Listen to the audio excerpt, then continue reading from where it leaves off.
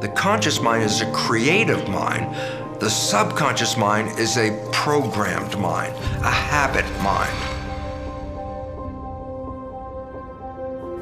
I'd like to discuss the nature about how our life has been programmed and how these programs control our life, our vitality, and our behavior in the world. Recognize this. If you buy a new computer and you turn it on, the built-in operating system prepares it to work. But if there are no programs in that computer, then the computer can't really do anything. Well, let's now relate this to a child. When the brain develops, it's got an operating system, but there are no programs in it. So nature created the first 7 years of our lives to download behaviors by observing our parents, our siblings, and our community. And in this way, a child can learn all the behavioral characteristics necessary to be a functional member of a family and a functional member of a community. Well, however, since we are downloading the programs by observing other people, what happens if we download programs from our parents or our family and siblings that are not very positive programs, that are actually very negative programs that have an adverse effect on our health? Well, it turns out science has revealed that during the first 7 years of our life, our brain is designed to download programs just by observing other people. It's a state of hypnosis, which is a characteristic of a brain frequency called theta, which is just below consciousness. The first 7 years of a child's life is installing the programs that when consciousness kicks in at around age 7, consciousness has use of programs to create the behavior in their relationships, in their family, community, etc. We now know about 70% of those programs that we download from others are negative and disempowering and even self-sabotaging. And as we go through our life, you'd say, well, where are these programs? I say, well, they're in the subconscious mind. And then you say, but what's the other mind? I say, the conscious mind, that's the one that kicks in at age 7. That mind is connected to your personal identity, your spirituality. And the difference between the two is profound. The conscious mind is a creative mind. The subconscious mind is a programmed mind, a habit mind. So I say, why is it relevant? I say, well, if you're running from the conscious mind, then you're creating your life from wishes and desires and aspirations. However, if your life is under the control of the subconscious mind, it's just going to play back the programs that you downloaded from other people. Well, since other people didn't plan your wishes and your desires, the download you get may not even allow you to get into the life that you really wish for. So here comes the important issue. Are we running our lives with a conscious mind, or are we running our lives with the subconscious programs? Well, it turns out science has revealed that only 5% of the day are we operating our nervous system using the conscious mind's creative wishes and desires.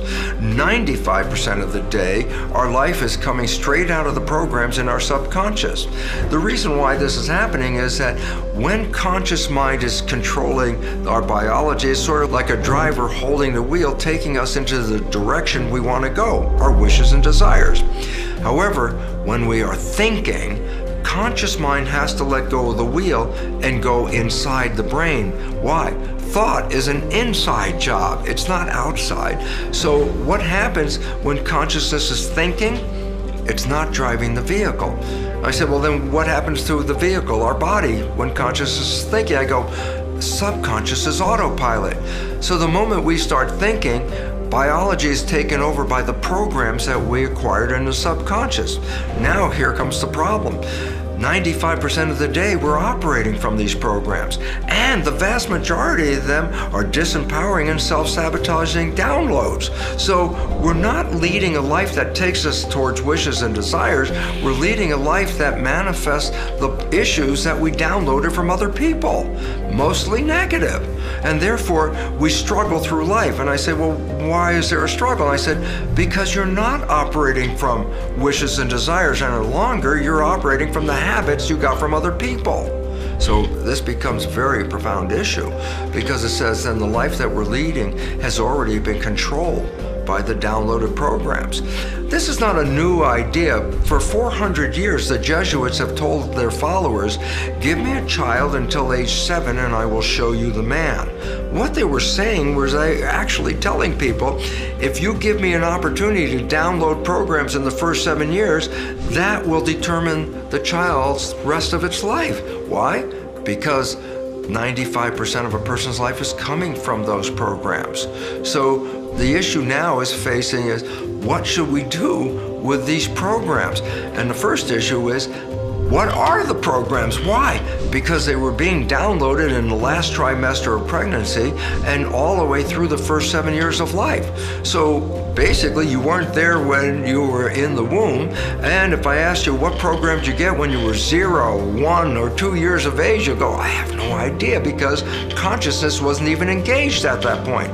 So the first thing you need to know is, what controls your life? 95% from the programs. Yeah, but what are the programs? And here comes a simple insight. 95% of your life is coming from the program, so your life is a printout of the programs downloaded in your subconscious mind. And so significance is easy. Look at your life. The things you love and desire and wish for that come into your life, they come in because the subconscious has programs to acknowledge that. But here's the more important part. Where you struggle in your life, where you want to have a certain outcome, but you work hard for it, you put a lot of effort into it, you're sweating over it to make something happen. Why are you struggling so hard to create those wishes and desires? And the answer is very simple. The programs that you were downloaded with do not support those ends. So as a result, your behavior is sabotaging you. And then, this is the link and the catch for all of it is, when you are playing subconscious programs, why are you playing them? Because conscious mind is inside thinking. And as a result, conscious mind is not observing the behavior that's coming out from the program. And since most of those programs are self-sabotaging and disempowering, you yourself don't even see that you're engaged in the process, because subconscious is playing that and conscious mind's not observing it. And why this then becomes important is, it's necessary for you to understand these programs, because we can change those programs. And when we change the programs in the subconscious, we rewrite the character of our lives. While the conscious mind is a creative mind, it can learn in any number of ways. Reading a self-help book, watching this particular video, going to a lecture. You can easily download new knowledge into the conscious mind. The significance is the conscious mind is creative and it can be very smart. But the issue is, downloading new knowledge into the conscious mind does not change the program in the subconscious. It's a different mind and learns in a completely different way. The subconscious mind is the habit mind. And by definition, we don't want to change habits very easily, especially, for example, consider, when did you learn how to walk? Before you were 2. I don't care what age you are at, almost all of us never have to relearn how to walk. And I say, well, thank you, subconscious mind, because you downloaded the habit of walking, and it tries to resist any change to that. But when you get a negative belief, it also tries to resist change. So the issue is this: how can I put programs into the subconscious mind, new ones to replace the ones that are sabotaging me? And the answer is this: there are only 3 ways that you can rewrite subconscious mind. The first way is through hypnosis. This is the process that you downloaded programs in the first 7 years.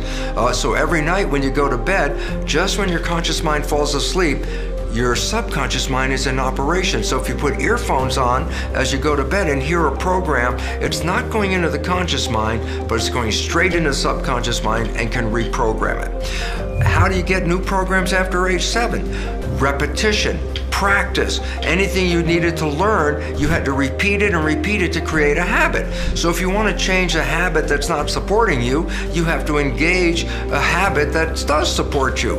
If you're not a happy person, you can say every day, no matter how unhappy you are, you say to yourself repetitively, I am happy, I am happy. Over the day, you keep saying that. Guess what? Repetition, habituation will change the program, and one day you'll wake up and guess what? Your subconscious mind's already got a I am happy program.